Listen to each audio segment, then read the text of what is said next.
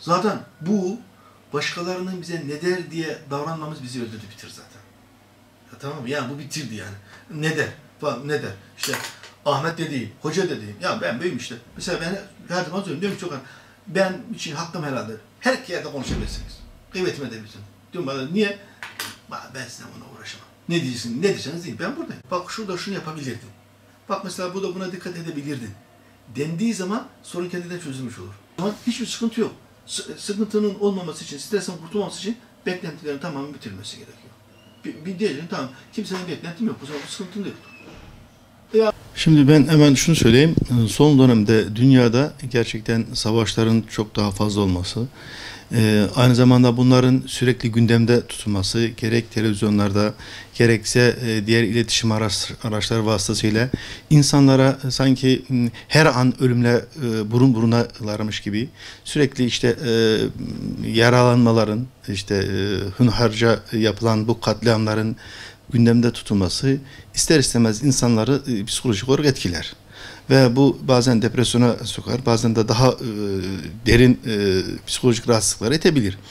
Biz burada şunu söylüyoruz, dünya son dönemde daha öncekilerden daha derin bir şekilde insana değer vermemeye başladı. Gelişen teknolojiye rağmen, imkanlara rağmen insanları bir meta gibi adeta kendi ekonomik çıkarlarıyla kullanmaya başladı. Bunun için de şunu görüyoruz.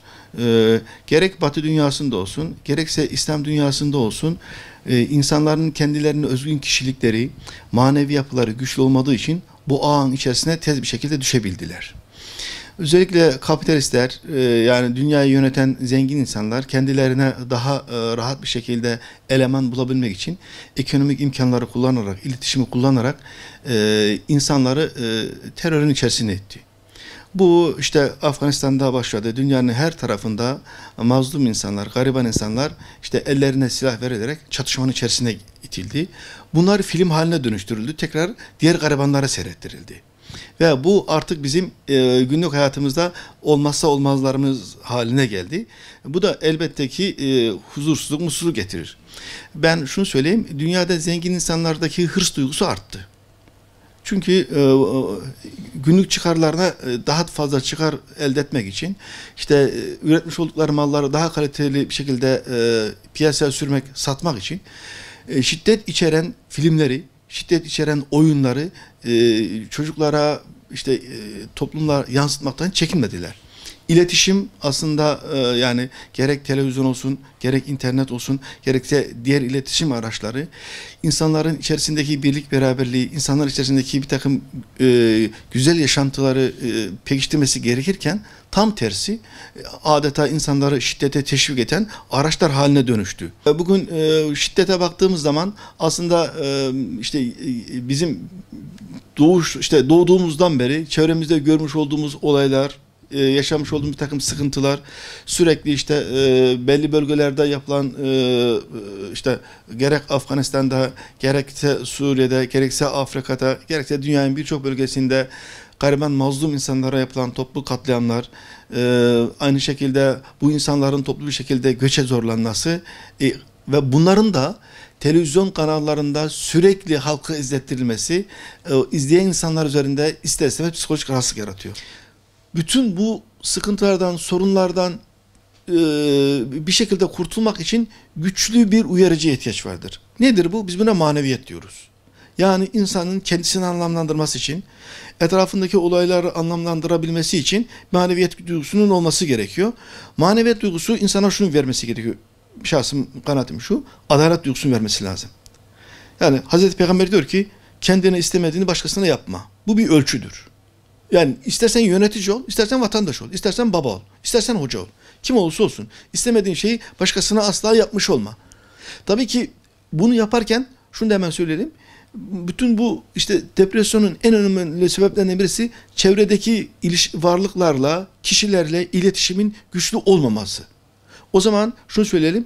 Bizim depresyon gibi psikolojik rahatsızlıklardan kurtulmamız için çevremizdeki insanlarla iletişimimizin güçlü olması gerekiyor. Yani akrabalarımız olsun, diğer komşularımız olsun, bunlarla gidip gelmemiz gerekiyor. Böylelikle hem sıkıntılarımızı gidermiş oluruz, hem de o bizi sıkan, bizi bir takım rahatsızlığa iten olayları başkalarıyla da paylaşmış oluruz. Bu insana sıkıntı vermek yerine huzur verir. Tabii ki bunu söylerken şunu da söylememiz gerekiyor. Müslümanların gerçekten bugün ekonomik olarak çok fazla sıkıntıları yok ama dini anlamda büyük bir sıkıntıları var. Bunun temelinde de şu yatıyor. Müslümanlar çok fazla dünyaya meyletti. Hırs arttı gidiyor. Halbuki emin olun, insanlar dünyaya ne kadar çok fazla bağlanırlarsa o kadar dünya kadar sorunları olur. Hazreti Ali'nin çok güzel bir sorun var, sözü var. Hazreti Ali diyor ki, siz dünyaya kucak açarsanız dünyaya kaçar, arkasından koşarsınız. Dünyaya sahip olmaya çalışırsınız. Ama diyor, siz dünyaya sırtınızı dönerseniz zaten dünya sizin peşinizden gelir diyor. O zaman şunu yapmamız gerekiyor. Bütün bu tür sıkıntılar içerisinde, bu hırsımız içerisinde kendi çocuğumuzu göremiyoruz. Akrabalarımızı göremiyoruz ve komşularımızı göremiyoruz. Bunlara zaman ayıramıyoruz. O zaman depresyondan kurtulması için insanların mekanik ilişkilerden uzak durması lazım. Günümüzdeki dindar insanların özellikle maalesef ekonomik durumu yerinde, işte makamı mevkisi yerinde belli imkanlara kavuşmuş insanların yaşadıklarını inanç haline getirmeleri ve insanlarla ilişkilerinde hep bu çerçevede bakmaları, bir türlü insanların içerisine girememeleri, sorun çözmede insanların içerisinde insanların duygularıyla birlikte hareket etmemeleri, insanları ne yapıyor? Çevresindeki yöneticilere karşı da soğuk haline getiriyor. Şimdi babasına karşı soğuk olan bir çocuğu düşünün, işte okulda öğretmenine karşı soğuk olan bir çocuğu düşünün, işte çevrede işte daha yetkili kişilere karşı soğuk olduğunu düşünün. Bu insanlar da kendilerini dışlamış hissedeceklerdir. Dışlanmadan neye geçecek beraberinde? Depresyon da beraberinde getirmiş olacak. O zaman diyoruz ki bütün bunların çözümünde bir şey gerekiyor. Samimi bir maneviyat gerekiyor.